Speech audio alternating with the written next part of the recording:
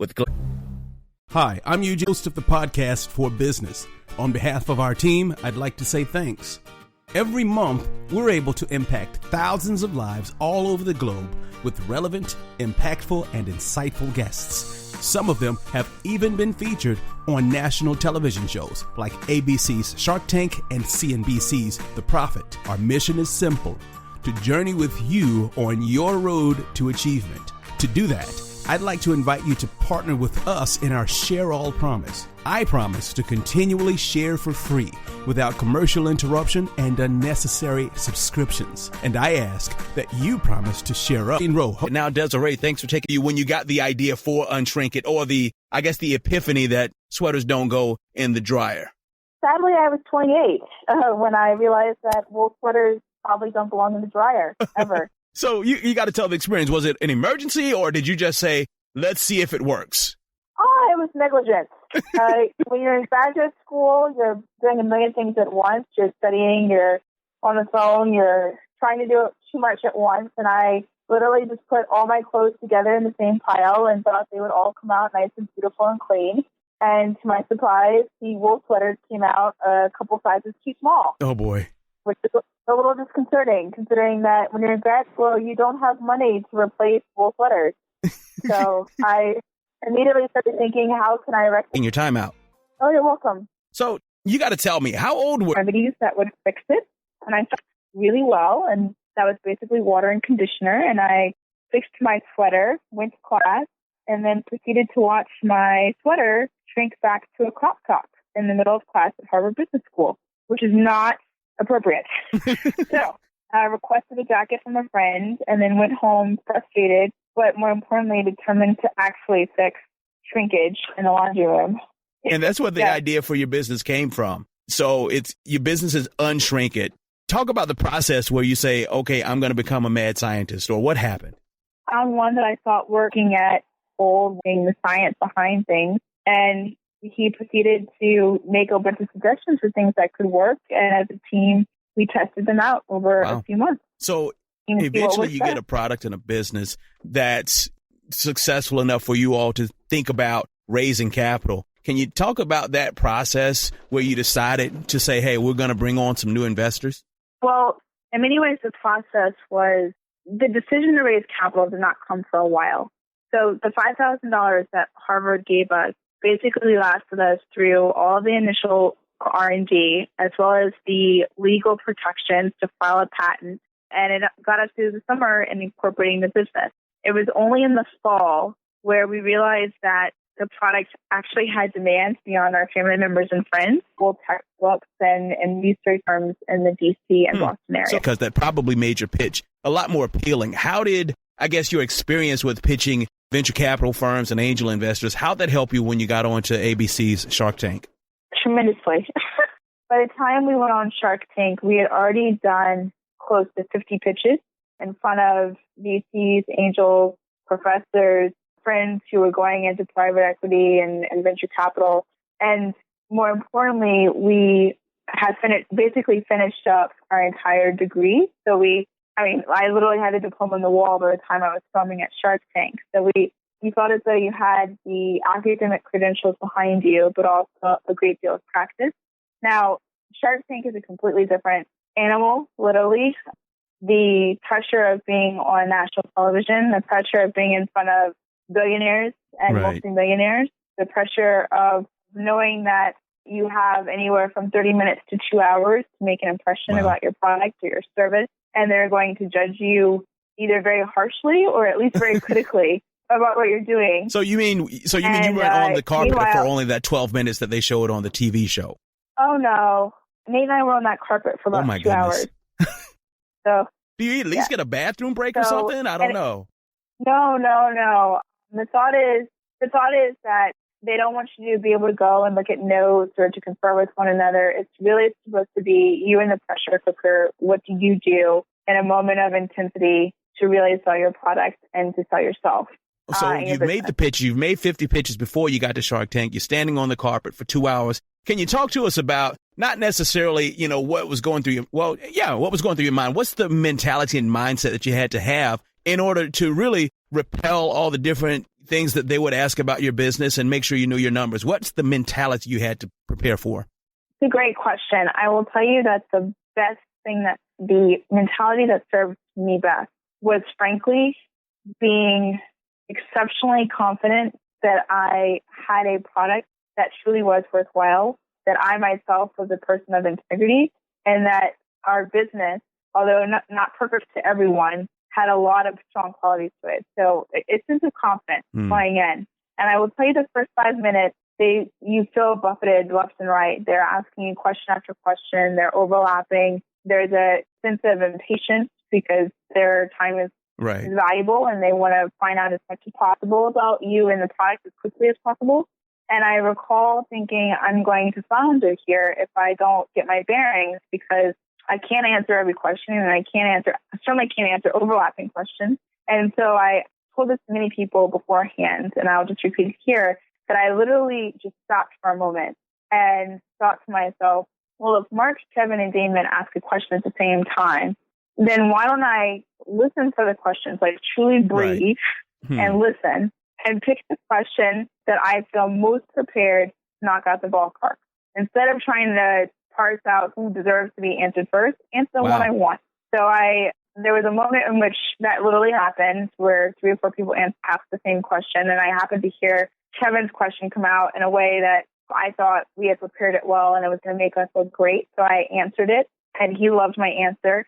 And to my surprise, so there's a momentary freak out session where you're thinking they're Damon and Mark, and I say, hey, you didn't answer my question. Instead, because my answer was so good to Kevin, they dropped their initial question and asked a follow-up to that one. So it created this wonderful domino effect where basically every question flowed from answers that I really had thought through how I wanted to answer it, and I thought we were going to represent us very well. And so it just continuously made us look better. So you took control. Even though you weren't asking the questions, you took control in your mind and you said, hey, this is what we want to say about our business. And here it is. Here's the answer that I want to give you. Exactly. Okay. That's probably a good tip for anybody anywhere that's pitching, right? I mean, well, it's great advice. It's hard to take.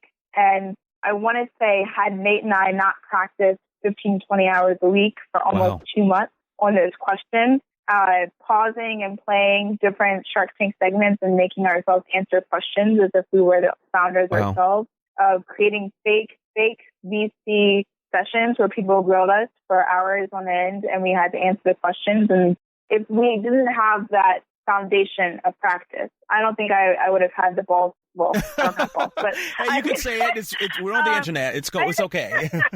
Okay. I wouldn't have had the guts to do that. But because I knew if I did try to take control in it, I took control over things that I thought we were really well prepared to do, to highlight ourselves. That was why I was comfortable doing it. If you're not prepared, if you don't know your numbers, if you don't know your business, if you're trying to be a fake person, I can't tell you how many people, said that they were going to try to be a persona on Shark Tank. And Nate and I said no. Under pressure, particularly under pressure for an hour or 2 hours, you eventually revert to yourself. You might as well practice being yourself. Desiree, I've got to tell you, you are a very wise woman, okay? You've probably dropped 5 or 6 golden nuggets in this few minutes that we've been talking. And just in case you're just tuning in, we're talking to Desiree Stoller, co-founder of Unshrink It. You've seen him on Shark Tank. You've seen him in other national television shows. Desiree, why don't you tell the listeners how to get a hold of you? You can reach me at hi@unshrinkit.com, or you can go straight to our website, unshrinkit.com, and fill out the information on the contact page. Awesome. Desiree Stoller, co-founder of Unshrink It. Thanks for taking your time out on Radio for Small Business. You're welcome. Connect, capitalize, go.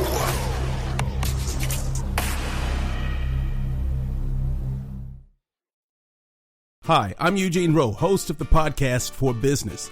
On behalf of our team, I'd like to say thanks. Every month, we're able to impact thousands of lives all over the globe with relevant, impactful, and insightful guests. Some of them have even been featured on national television shows like ABC's Shark Tank and CNBC's The Profit. Our mission is simple: to journey with you on your road to achievement. To do that, I'd like to invite you to partner with us in our Share All promise. I promise to continually share for free without commercial interruption and unnecessary subscriptions. And I ask that you promise to share us with your friends. Here's something you like? Simply use the social share buttons at the bottom of the page to tell your network about the Podcast for Business. It's simple, easy, and only takes 5 seconds. That's it, partner. You've made the Share All promise.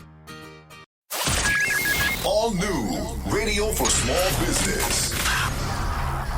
Put your mouth where your money is. Radio for small business with HomeBiz. It's Radio for Small Business, HomeBiz.com. Your host, Eugene Rowe. My next guest has luggage that folds. I'm about to get on a plane literally right now, and we need to talk to Mr. Stephen Hirsch of Biagi. Stephen, welcome to the show. Thank you. So can you tell us a little bit of luggage that folds? Okay, that's something interesting. Why don't you tell us a little bit about your business and your products?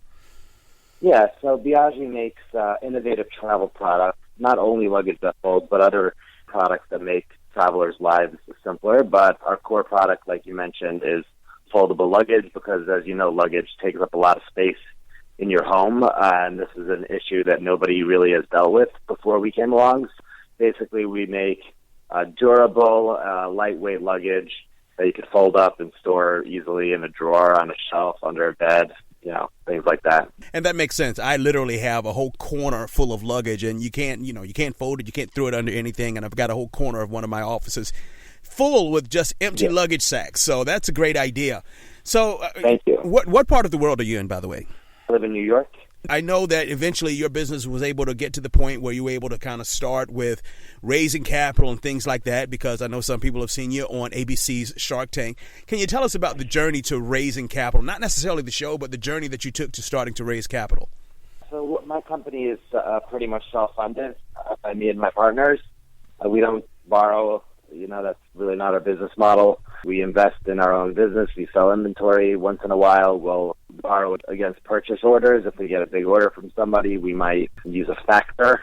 I don't know if you know what a factor is. I'm assuming you do. Yes, I do, yeah. I guess your listeners don't know what a factor is. Basically, you get an order from a company, like let's say I do business with QVC, for example. They'll write me an order, and in order for me to be able to pay my factory before I get paid by them, I'll borrow against that purchase order. So, and that's interesting. Most people think you get an order from, say, for instance, a Target or a QVC or somebody, and they automatically send the money. But it could be quite a while before, purchasers actually send you the cash, right?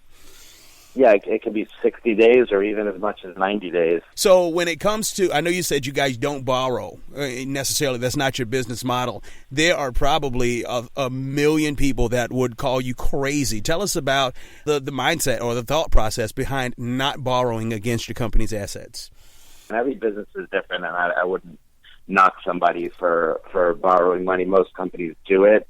I've done it with previous business as well, but ultimately we changed our business model and we operate, a very, very, very lean.